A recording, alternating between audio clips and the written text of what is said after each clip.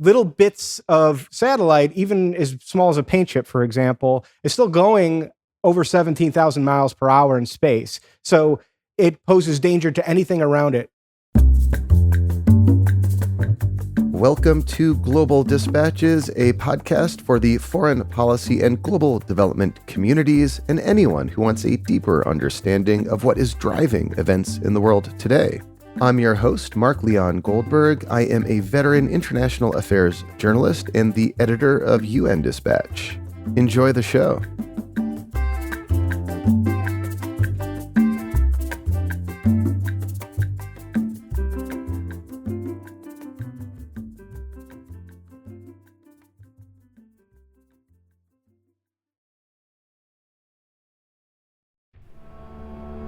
What would happen if a nuclear weapon were detonated in space?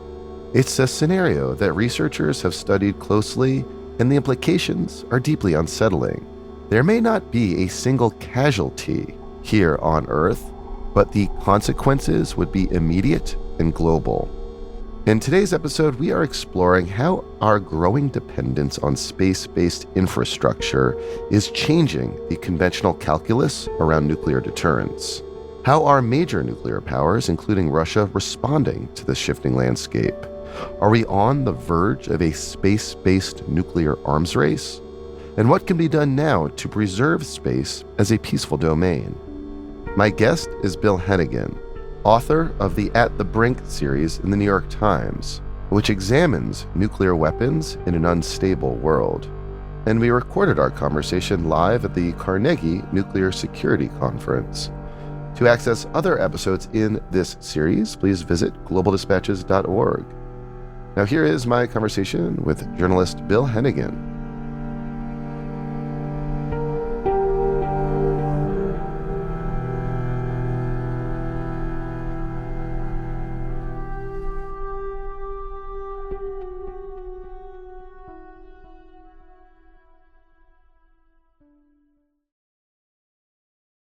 So, Bill, in December, you broke the news that a satellite called Cosmos 2553, which was launched by Russia, contained, I guess what you described as like a dummy bomb.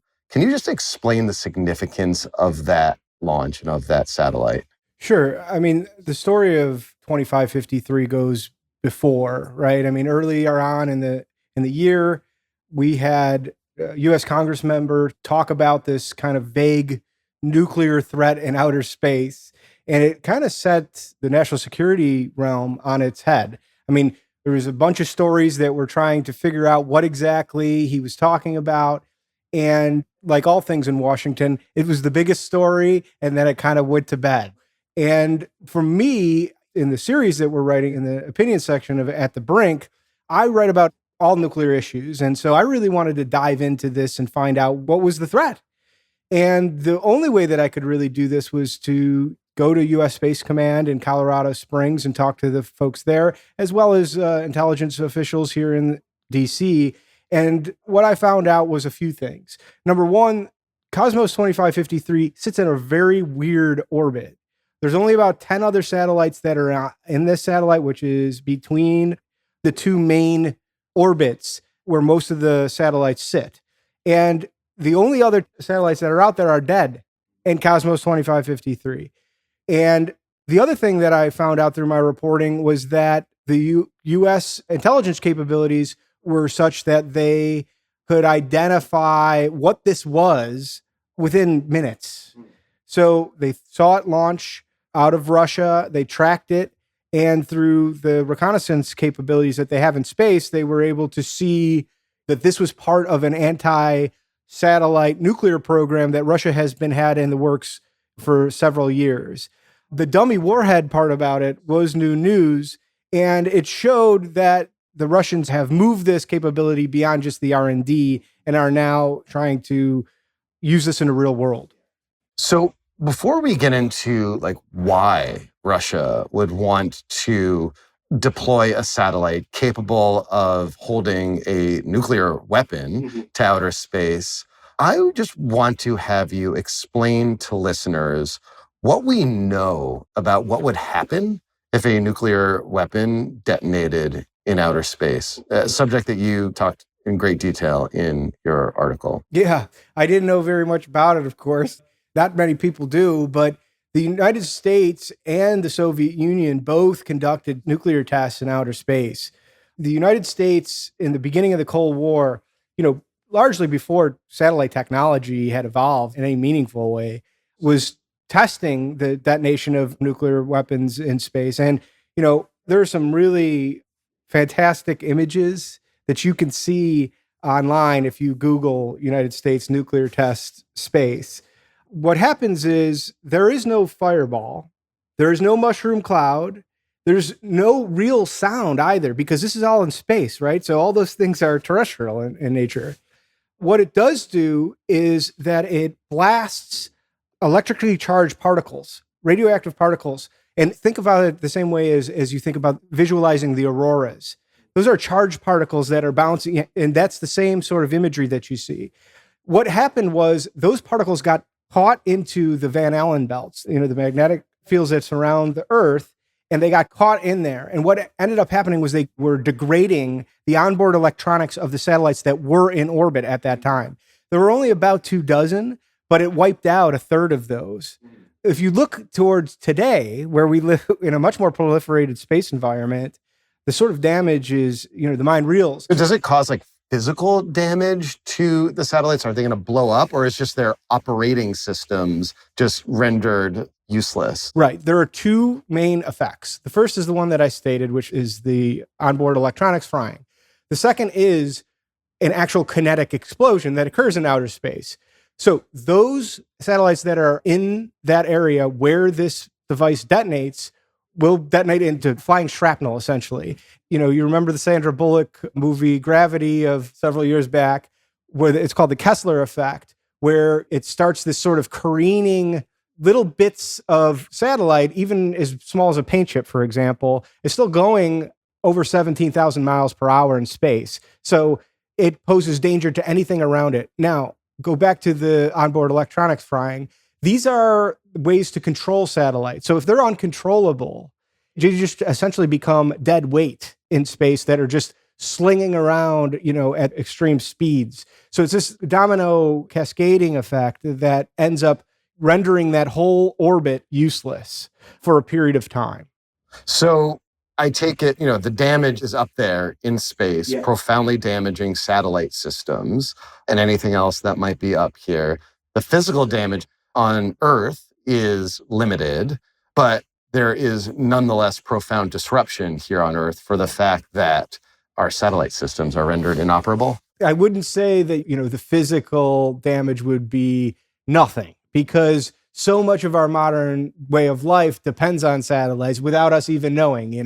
I laugh because people would say to me, well, I don't really use, satellites, I just look at my phone, and it's like, yeah, well, the way that the weather, the way that you find your way to, your second cousin's house on a holiday or something like that, all GPS signals, Wall Street trade transactions, commercial traffic when it comes to aircraft, as well as, getting goods from maritime, all of these things depend on satellite signals. And we've seen in recent years, these smaller satellites, these shoebox-sized satellites go into space as well, which are providing internet to the remote corners of the Earth, which these satellites can be counted in the hundreds.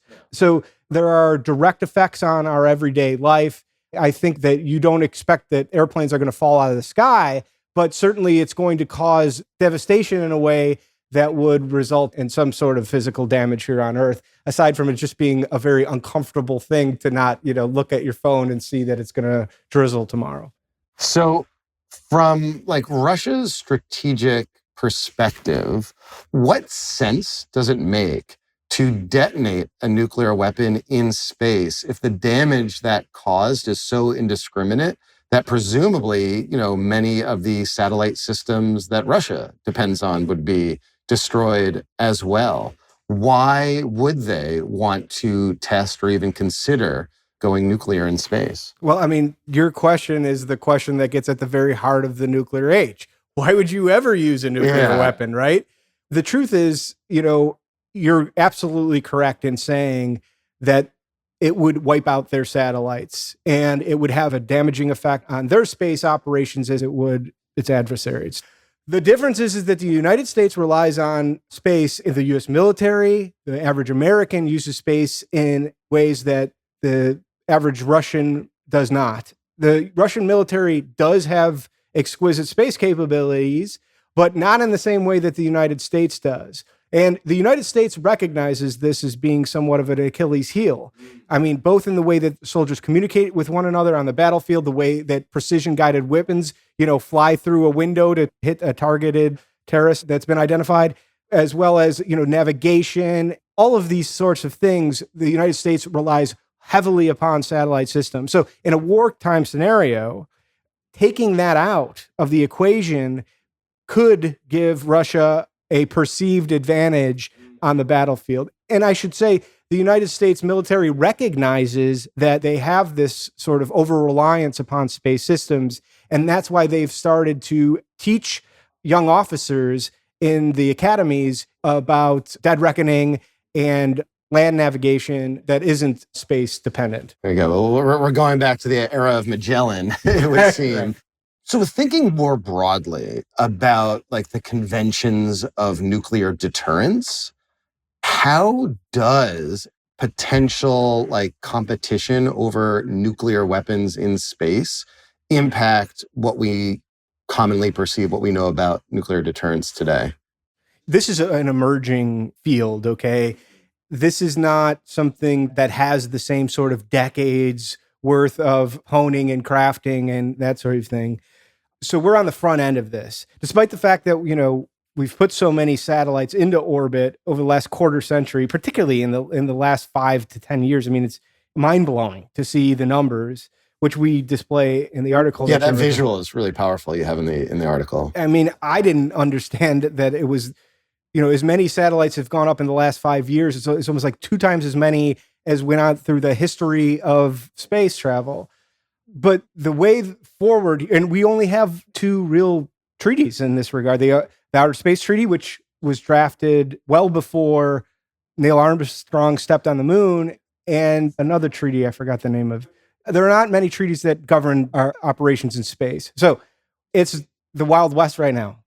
And right now you're seeing the United States Space Force, for the first time, argue for offensive capabilities in space.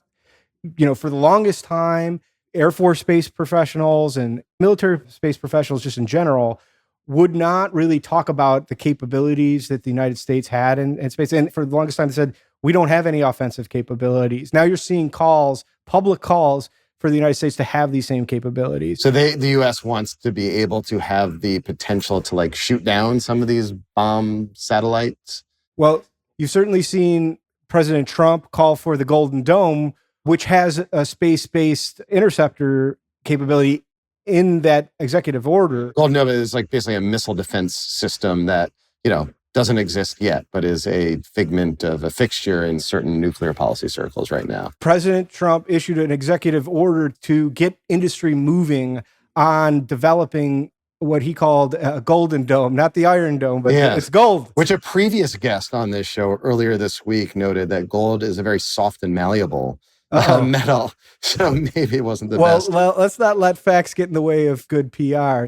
But the messaging here is that, not only does the United States need more advanced missile defense systems, but they also need offensive capabilities, some of which we've seen demonstrated by Russia and China.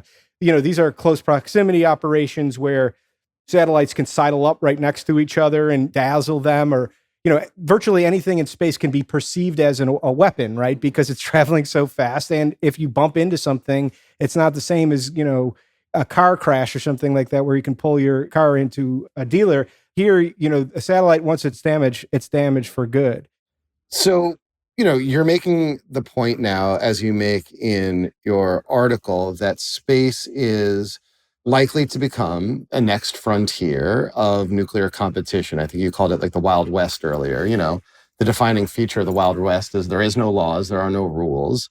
So I'm curious to learn from you what opportunities exist, if any, right now to like de-escalate a potential space nuclear arms race and competition? Again, the Space Force arguing for more offensive capabilities is going to catch the eyes of our adversaries. And I think the same sort of logic that underpinned the Cold War and MAD is what's going to rule the day here in space. But with the exception right now, as you said earlier, that the U.S. has more to lose right now than Russia does because of our over-reliance on space. This is truth.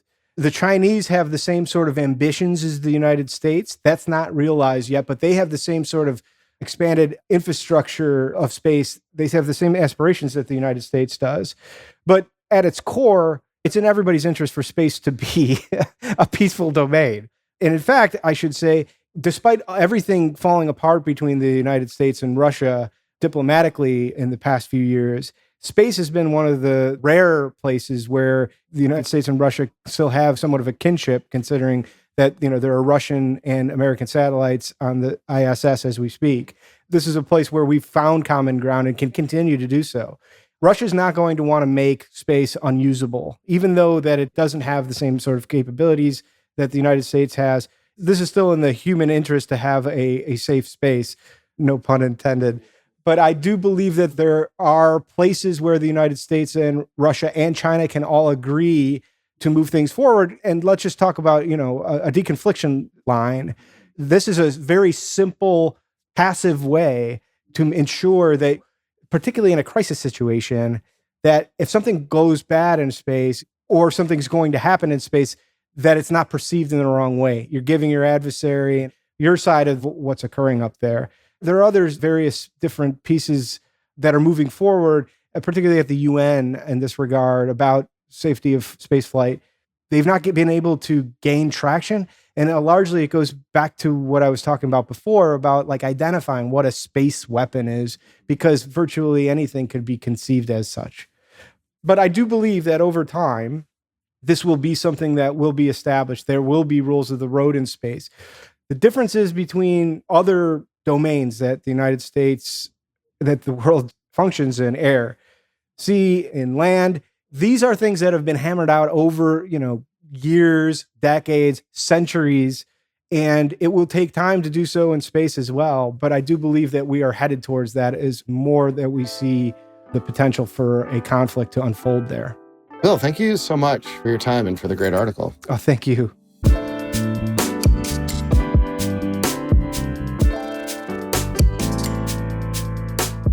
Thanks for listening to Global Dispatches. The show is produced by me, Mark Leon Goldberg. It is edited and mixed by Levi Sharp. If you are listening on Apple Podcasts, make sure to follow the show and enable automatic downloads to get new episodes as soon as they're released. On Spotify, tap the bell icon to get a notification when we publish new episodes. And of course, please visit globaldispatches.org to get on our free mailing list, get in touch with me, and access our full archive. Thank you.